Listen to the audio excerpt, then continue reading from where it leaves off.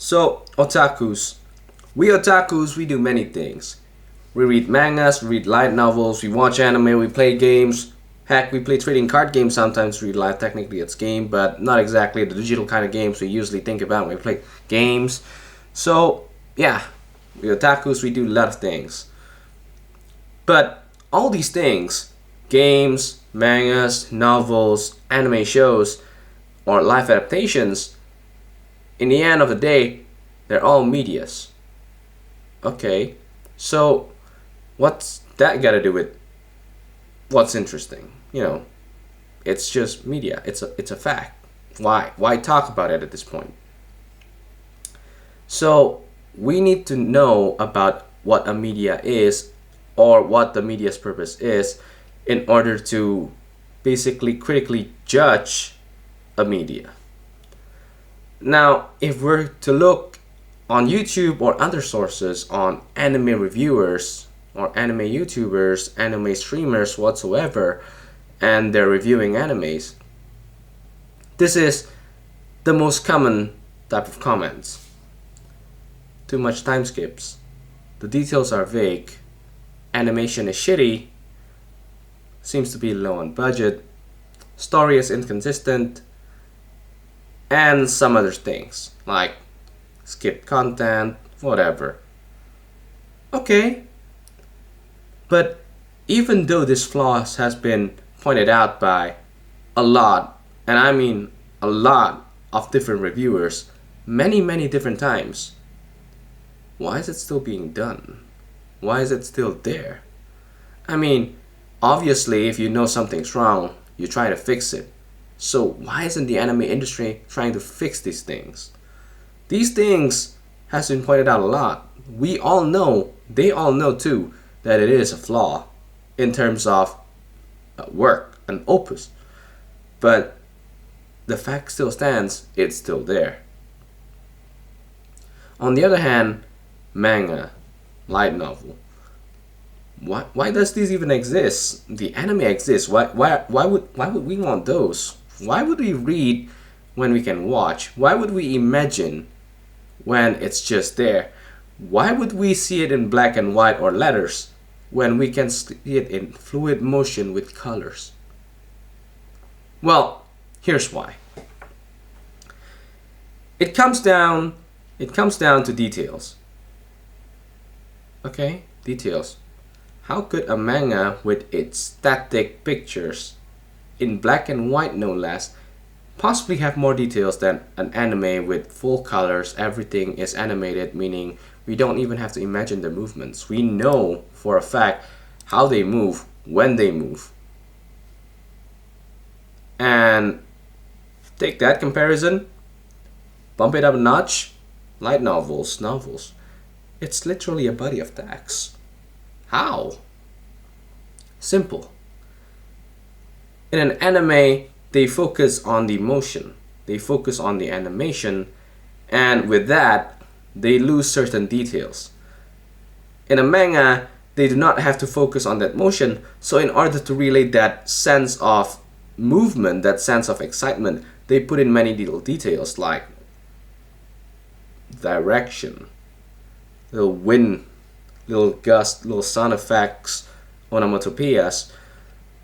And in a light novel, these details are written out in words, meaning those who read light novels or mangas, they get more details in terms of getting it into actually, being attended by your mind. We get more of those compared to the anime.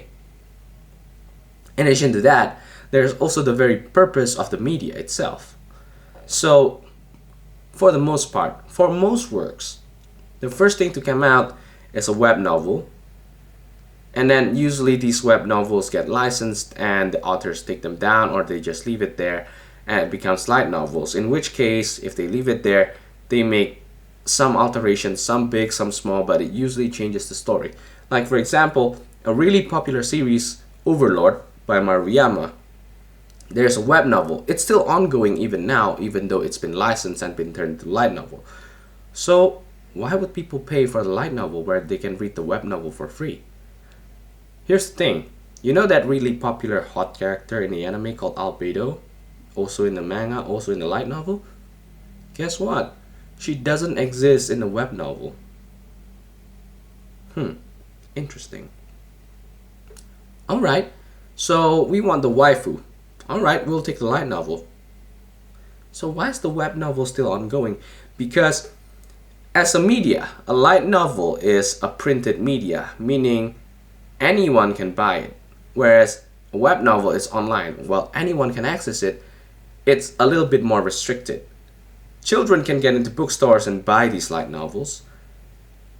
Some websites requires authorization to actually allow you entry into the website. Some requires you to make emails, some use other methods. And because of that, they have more freedom, more leeway in terms of creativity. For example, one big change in Overlord that's not present in the light novel is the treatment of the noble girl. You know that noble girl, the one who does magic, a part of the party that pissed Ainz off so bad? Well, guess what? In the web novel, she became Sheltier's sex slave. You heard me right? Sex slave. That's right. That's not something that would usually be allowed to happen in a light novel. Now, even though I say light novel, it's really just one media, but that one media has many different groups. It's like manga. So certain magazines, they will focus on certain genres, like Shonen Jump obviously focuses on shonen, right? Depending on the publisher, they might focus on different genres, and for the publisher of Overlord, that kind of thing will just not fly, meaning it cannot happen. Which is why the story of Overlord in terms of web novel and light novel, when we compare them, it's similar. There's a certain flow. The events are kind of similar, but because there are these little changes, like the noble girl being a sex slave in a web novel but not in a light novel, or Albedo not even existing in a web novel, so her existence is really added after the light novel was made. Yeah, there are some pretty ridiculous changes. And can we really regard it as the same story?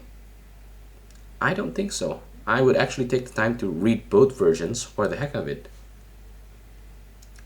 Now, if even two novels with the same artist, the same writer, the same story, the same title, the same concept can be so different just because of its media platform, how much more if even the media type itself changes?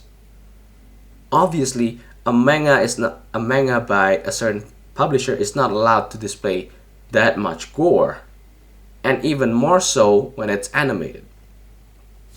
The ever so iconic scene from the Overlord anime where Ainz casted the forbidden spell, Igura, or the Black Goat Mother Xiang. Yeah, that looked graphic. Try reading the light novel or try reading the manga. For those who enjoy gore, it's way better. For those who don't, stay with the anime. So yeah, different medias have different restrictions and different amount of freedom, where the author can use that amount of freedom to express themselves or express their works. And then, in addition to all of that, there's also the very purpose of those medias itself. Now, for the most part, a web novel is written by artists who is not affiliated to any publisher, and therefore it's usually available for free. Now, in that case, it's really just for public support. You can, send them some money, I guess. Like how we might send translator groups money in order to have them translate works we want translated faster. In that sense, that's what web novels are, but it's not really a commercial product. A light novel, on the other hand, is a bona fide commercial product. It's designed to rake in profits, revenues. In addition to all of that, we have the manga. Usually when a light novel gets a manga adaptation, the main purpose of the manga is, while it is a consumer product, while it is a product to be sold, it's also there as a promotional product promoting the original work. The same logic applies to the anime. When anime is adapted straight from a light novel, it's just promoting the light novel. But here's the worst part. When a light novel has a manga adaptation and it gets an anime adaptation, usually it's there to promote both. So manga cuts content from the novel, and then the anime would have to cut content from the manga and the novel. Get it? You're starting to see the picture here where there's so many time skips, even though it's been pointed out a lot by a lot of people. Because it's one of those flaws where you just have to have the flaw, because if you don't have that flaw, there's no real reason to have it in the first place. That's the difference with media, and because of that, sometimes when you watch an anime and you're hoping for a really good show, you're screwed at the very start because it's a promotional product. For example, everybody knows, if they're a fan of the isekai genre, Mushoku Tensei. It's a really popular isekai manga series that's claimed by many people to be the progenitor of other isekais because it has many of its cliches and arguably executes it very, very nicely. Now, I myself, I've read all the translated web novel version of that, and I do enjoy it. I'm also reading the light novel version of that, not completely yet though, and I do read the manga too. But as I do that, I watch the anime and I'm like, oh, cool. I get to see Ares move. I get to see Ghislaine move. I get to see Rudius getting whacked around by Paul. And I get to see Paul getting whacked around by Zenith for cheating on her. Awesome. I get to see all the girls. Awesome. I finally get to see Roxane move with voices. Awesome. But it also dawns to me in my mind that no matter how much I hope, it's not going to be as good of an experience as I had with the manga, or the light novel, or the web novel, just because of the sheer amount of content being skipped. Now, given I know the content being skipped, I can just fill in the blank using my imagination. So that's the thing. But that is not the end all and be all, because in the end of the day, even though it is a promotional product, an anime is still a commercial product meant to and designed to rake in profits and revenues as well. Because those studios gotta make a living too somehow, you know? And okay, that means each medias will have their own appeal. With a light novel, you get the original work. Unfiltered, you have the most content out of it all. But the trade-off is you have to read a lot of text, you have to imagine a lot of things, and you barely have any pictures. On the other hand, manga, you don't really have to imagine that much. The pictures are there, the texts are there, and then there's of course the narrations too, the monologues are there too, sound effects are there. So yeah, not much left to the imagination, just colors, which is why color pages are a thing, and it's a big thing in mangas. And the appeal of anime is, 1, you don't have to read. 2, you don't have to imagine. 3, it's always colored. Thank God. And 4, last but not least, in fact, this is arguably the best one, it's voiced. We have voice people. Like, come on. Reading the Konosuba novel, yeah, it's good, it's funny, it's hilarious, I laughed my ass off, but it's just different where I can hear Takashi Rie's voice voicing Megumin going, Explosion! It's just different. It's just cringier. For me, that's one point for anime. So, what do I personally do is, I watch the anime, read the manga, and read the novel versions too. I take my time to digest all of it, and yeah. Oh, and Here's a bonus thing. Even if you know the story, watching the anime never really hurts because you still hear those voices. Those voices matters a lot. Those animated movements, those colors, they matter a lot. And the best part of it is if you use all of the medias out there, you take them all in, nobody can spoil you. Nobody. Like for me, one of my favorite series is Danmachi, Sword Art Online, Axel World, that kind of stuff. I read it all. So no matter how much seasons I'm left behind, no matter how much people want to do it, there's just no way in hell, not even a snowball's chance in hell, that they can spoil me on what happens. So I have full control over my enjoyment of a show, at least in terms of spoilers. And as we all know, some people out there, they just want to see the world burn with spoilers. So yeah, that's one advantage of reading all and watching all of the medias available. But obviously some people don't have that much time on their hands, and they really just have to choose one and let the others go. In that case, it really comes down to your situation. For example, if the problem you have with resources is not time, but rather space or data, then obviously you should go for the light novel because one, it's the lightest out of them all. A manga is an image, meaning it's gonna be heavy. It's not too heavy, but when you have like 20 of them in one chapter and you have multiples of chapter, it's gonna be heavier. Okay, at least the size of one video file, one episode of video file.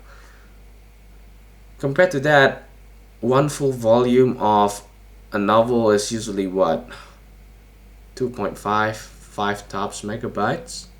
That's small. Now if the problem is more about space than data, then just read the manga online. That's a thing. Oh, that's privacy. That's piracy. I'm gonna talk about that another time, about piracy. I'm still planning on it. I'm still working out the content, the contacts, and all that, good stuff. Not so good, by the way. It's quite a challenge. And yeah, that's the thing. Now, if the problem here is much less time, much less data, much less storage, then go with the anime. No matter what I say, no matter how much detail is cut out, just the fact that it's animated and the fact that it has voices, goodness, voices, it just wins. It just wins. And here's the thing. The voice is such a big factor for me that I actually love Shonen Jump because of this move they did. They do ASMR sessions on YouTube voicing their manga. And this particular series I like, Kubo-san wa boku wo yurusanai, Mobu wo yurusanai. They voiced it. Good job. So yeah, it's really just the different medias have different purposes, but they also offer different pros and cons. So what's my suggestion? My personal suggestion? Take them all. Unless you cannot do that, in which case do as appropriate or do as necessary depending on your resources. If you have both time, data, and space, go with the anime. If you don't have time but you have data, then go with manga because it's just the fastest. If you don't have data, you don't have space, but you have time, then take your time and read the novel versions. Personally, as a complete experience, I prefer the novels because it just offers way more detail, because I can just imagine the world. I can feel the world. Well, imagine like I'm feeling the world, but that's something I enjoy, which is why I enjoy reading books. And as a side benefit, I guess, you also study. The more you read, the more words you encounter, the more you widen and expand your vocabulary. And I guess that's the side benefit of this hobby. So, yeah, thank you for watching the video. If you like it, if you enjoyed it, you can like and subscribe and comment maybe. Well, do as you please. Chill out. Bye.